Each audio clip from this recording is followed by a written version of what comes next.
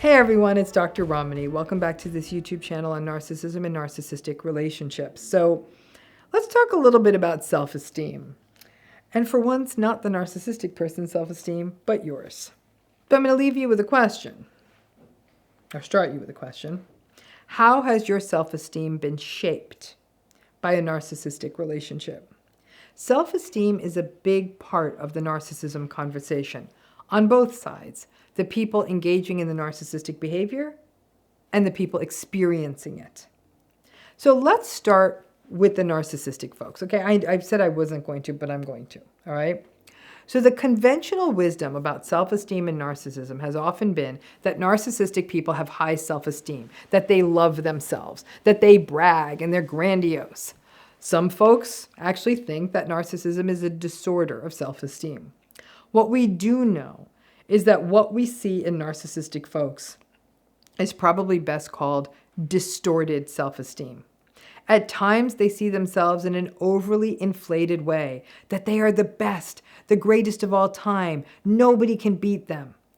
Their distortions of self-esteem may extend to viewing themselves as being a great partner, a great friend, empathic, generous. Now that kind of puffed up part of them tends to happen when they're well supplied, that things are going their way. That's when we tend to see that hyped up, grandiose self-esteem. This can also happen when they are seeking out narcissistic supply. During the love bomb phase, or if they are trying to win someone over in business, the self-esteem might look like confidence all the time. But, and there's always a but, in a healthy person, self-esteem is stable and accurate. In a narcissistic person, if things in life aren't going exactly the way that they feel that they are entitled to have them go, you will see a crash in self-esteem, and they will be very quick to start positioning themselves as a victim, that everything is terrible, nothing will ever be good. And if you are in a relationship with them when they're having one of these downturns in their self-esteem, you may feel compelled to cheer them up and reassure them, keeping in mind that they never would have done this for you, of course. You may have even more empathy for them because their crash in self-esteem is in such contrast to their "I'm the best, nothing can touch me, I'm fire" approach. So you might even feel worse for them.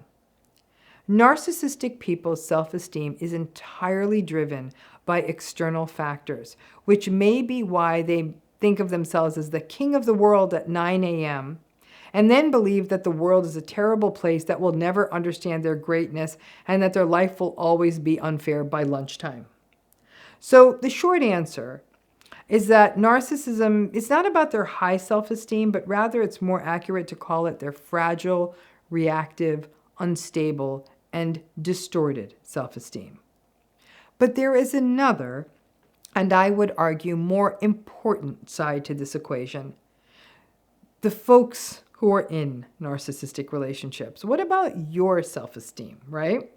Once again, conventional wisdom has it wrong, assuming that people who get into narcissistic relationships have low self-esteem. Not necessarily so. Many people who get into these relationships, when you got into the relationship, you might have actually been at the top of your game. It may very well have been why the narcissistic person was so attracted to you. When a narcissistic person seeks someone out, it's because it works for them, and that means supply and often status. So if you were doing well, that made you quite attractive to them. What happens to our self-esteem once we are in a narcissistic relationship is an entirely different story, though.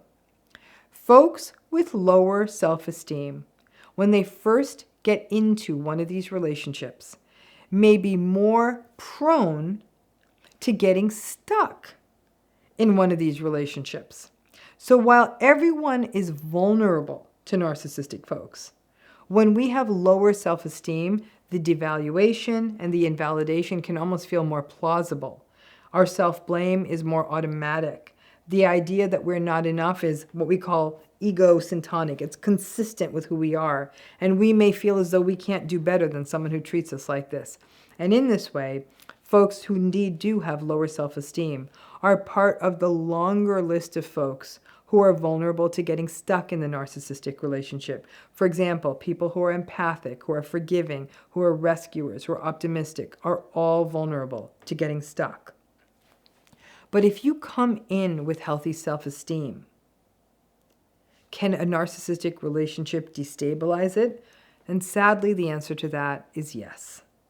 The challenge is that when we love someone and we believe that they love us, we trust their words of love, their opinions hold more weight. And if you didn't know what narcissism was, and obviously if this was apparent, there was no way of knowing it, it eats away at our self-esteem because we cannot be us. If we show up as us in the relationship, our authentic us, we will be shut down, we'll be shamed and told we're ungrateful or greedy or entitled or whatever we're told for expressing our needs. And so to be loved, we quit ourselves and we became what the narcissistic person wanted. It doesn't happen overnight, but it happens.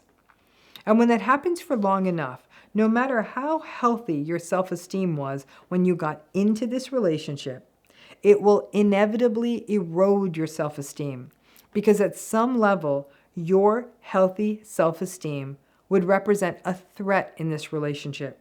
And we get indoctrinated into silencing ourselves so we don't ever leave them, the narcissistic people, feeling small or as though we're competition. But what about when we get out of the relationship? Can our self-esteem restore? Yeah. The more stable and accurate our self-esteem was to begin with, the smoother the process of healing. Remember, self-esteem is not about thinking about yourself as great. It is actually about seeing yourself accurately, seeing your strengths and your weaknesses, and valuing yourself as a human being. It's being able to see a bad thing happening as a bad thing happening, and not that you are a bad person that caused someone else to do a bad thing to you. It does slowly come back, your self-esteem. The less time you have to spend with the narcissistic person, the better. The less you have to be in the presence of gaslighting, manipulation, having to face their projected shame and invalidation, that's better for you. And even if you do still have to spend time with them, having some supports in your life that see you accurately and in a loving and empathic manner and balanced with radical acceptance and seeing narcissism clearly, the self-esteem can clearly adjust. But I'm not going to pull punches here. The longer the relationship lasted, and the younger you were when the narcissistic relationship and the narcissistic abuse began, the deeper the roots of its harm. And those negative self-perceptions will pop up at vulnerable times. Have compassion for that when it happens, because it will, and take time to recalibrate.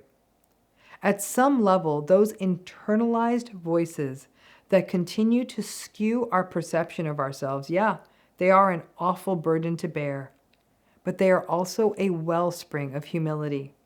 Sometimes, when life gives you lemons or invalidation and gaslighting, you can at least try to make lemonade.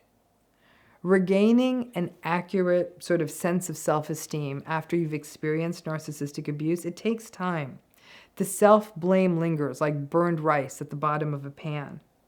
The self-doubt can still make us tense about our decisions and leaves us ruminating about whether we did the right thing.